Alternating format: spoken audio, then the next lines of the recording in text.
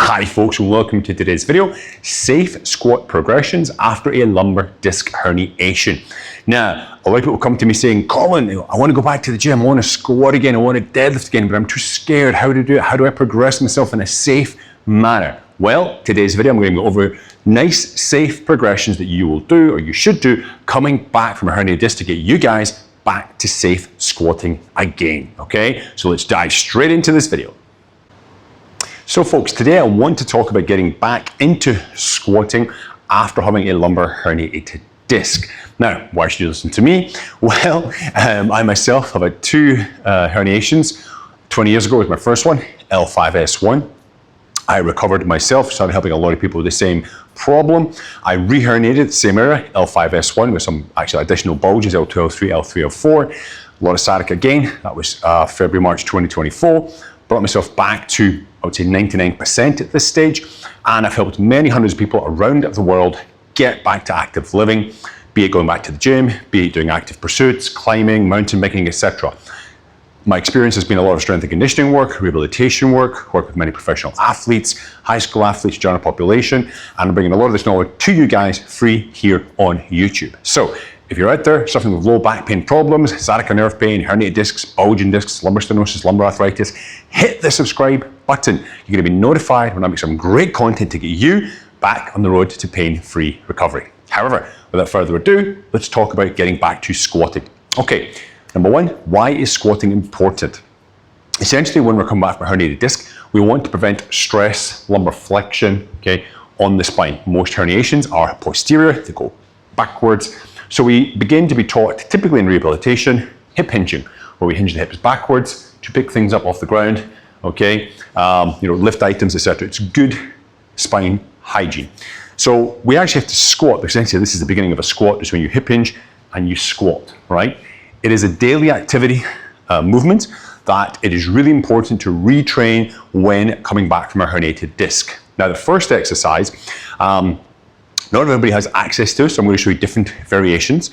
But the first one's going to pop up, so I don't actually have one in my jungle room here today. It is the TRX squat, or suspension trainer squat.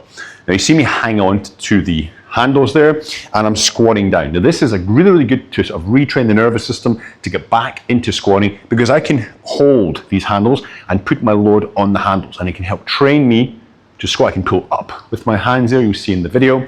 It's training me how to go through the squat movement again in a safe manner without load, okay? If you don't have access to that, then I would suggest starting with body weight. Now, I've got some things here. Stage one. Now, stage one is probably going to be in the 4, 6, 8 weeks of the rehab from your herniated disc. You've just been diagnosed, go to rehabilitation, go to your physiotherapist. You're most likely going to start with this base. So it could be the TRX, which I like to use for people, or it could be a box, so you've got sort of somewhere to know where to go. Hands across the chest is typical, maybe hands behind the head a little bit harder, and you're going to be hip hinging back down to that box. You're not going to release tension, and you're going to come back up, okay? Now, as far as squat stance goes, I typically, myself, I prefer just a bit of shoulder width, my feet turned out about 5 to 1, looking at a clock face. Depending on your hip structure, you may be a little bit narrow, more narrow, a little bit wider, okay? But generally, I do not like feet directly straight. I prefer them a little bit turned out. It gives more openness to the hips, gets you to be able to get a little bit lower, okay? Now, this could be too low to start with, so you may want to put, if you've got a chair, couch, okay, put some books to make it a little bit higher, so when you go down, you're not going quite as low, okay? Now, to progress this in a safe manner, step 2, you want to add some resistance to the glutes. Now, you can use one of these resistance bands here. You can get a normal looped band, loop it around, okay? And you simply put this on, you step through here, one leg, second leg, make sure you're using some support to help you. And it just goes around the side of the knees there, okay? Top of it, so above the knees. And you want to push this out as you squat down. So I'll show you from the front as well. So I'm pushing it out, okay? I squat down and come up. Now what this does, this helps gauge the side of your glutes here, your glute medius muscle, which helps stabilize your hip, which in turn helps stabilize your sacrum. Because again, the research will show that lumbosacral stability, this whole region here, super important for recovering from a herniated disc, because it helps to support that spine which may have developed instability through weakness, through muscle atrophy. So when you come back from a herniated disc, you want to help stabilize that region to have a nice rigid spine when you go to move. So these bands are great. You don't have to get one of these. You can use a looped band, loop it around, okay? Now repetition wise, I get most people to start with 10 to 15, 2 sets, once, twice a week is all you need to do, okay? Now you can progress from there. I'm going to go on from the band, okay? You can start to add a little resistance. Now this is probably going to come round about, for me anyway, for most of my clients, could be month 3, could be month 4. It does depend a lot on your pain level of potentially sciatica, how old you are, okay? So there's no hard and fast rule. It is very much dependent on your individual injury, okay? Now this one, I've got a kettlebell here. I'm just using this, pick it up close to my body. And this is called a goblet squat. So we tend to hold this, it's similar to a front squat, hold it in front of the body here, so the weight's anterior.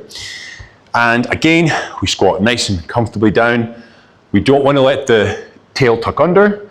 Okay, we want a nice flat neutral spine as we go. Parallel is perfectly fine. Again, we can use our box as a cue.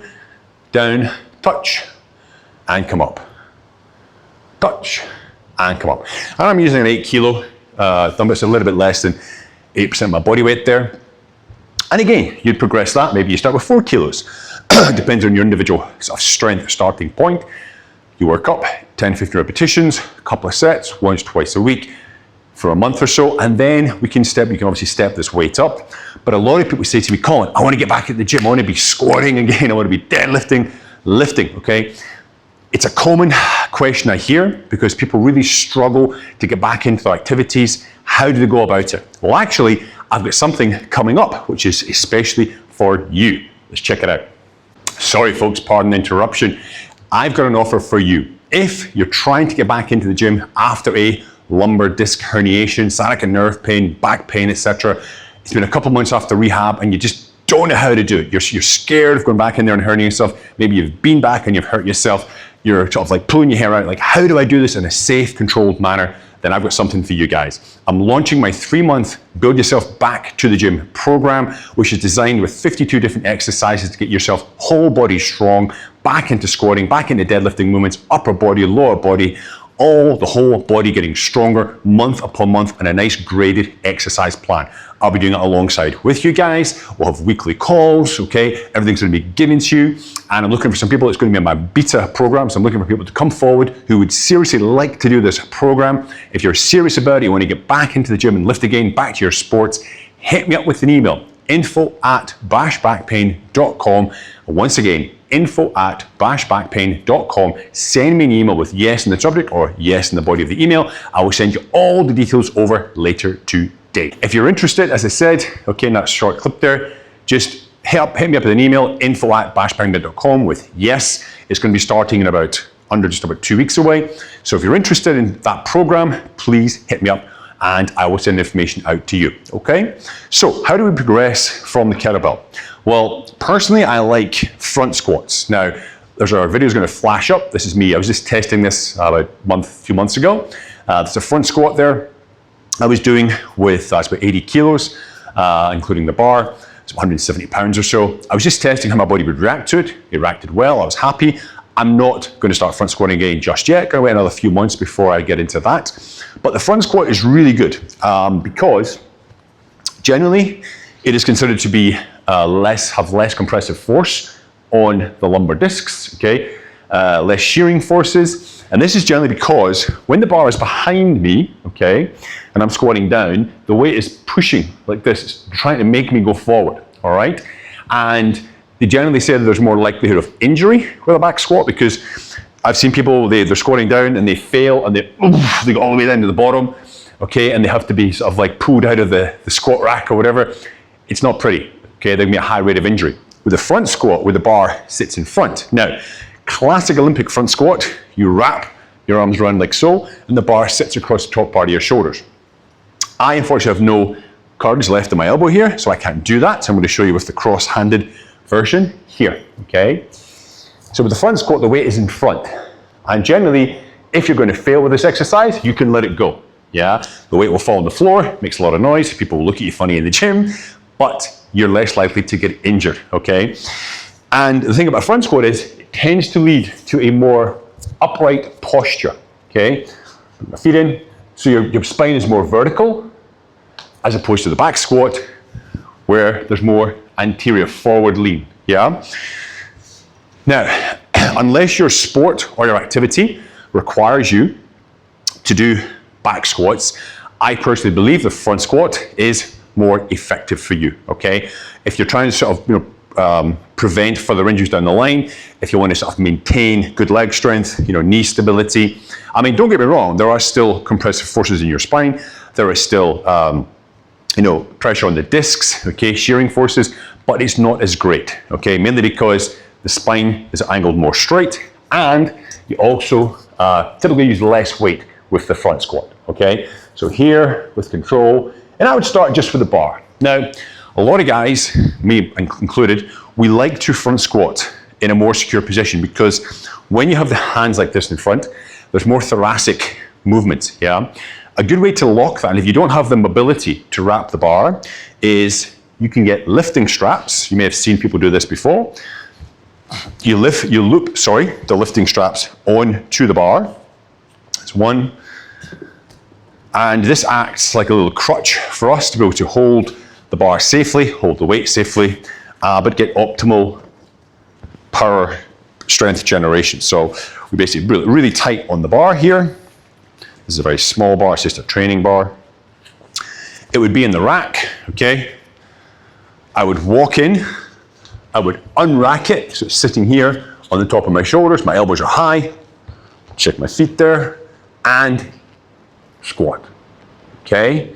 This gives me more control, gives me my elbows much higher, more rigid thoracic spine, and it's a nice way to progress back into front squatting if you don't have that mobility at the elbows and shoulders. Now again, this is probably depending on the person's individual injury. This could be at the 6-month mark, 8-month mark. For most people, I do say, do not directly load the spine with heavy weight until you are 8, 10, 12 months down the line, okay? That's just because it takes such a long time for the disc to heal, to scar over, sort of additional issues with the hips, etc. like that. But I do want people to start loading their spines again, okay, in a safe manner. So I always try to progress people through these different movements, the people that work with me, and get them to that stage of being able to squat again, because it is a daily life exercise that we all need to do and be trained to do in some cases. Folks, listen, I hope this video has been useful for you. If you have any questions, comments about this video, or whatever, hit me up in the comment section down below. Don't forget, if you're interested in that 3-month course, hit me up with an email, info@bashpackgain.com. Just put yes in the subject line, whatever, and I will get information right back to you. Guys, listen, thank you so much for being on the video today. Don't forget to like, share, subscribe, and I'll see you next time. Have a great day.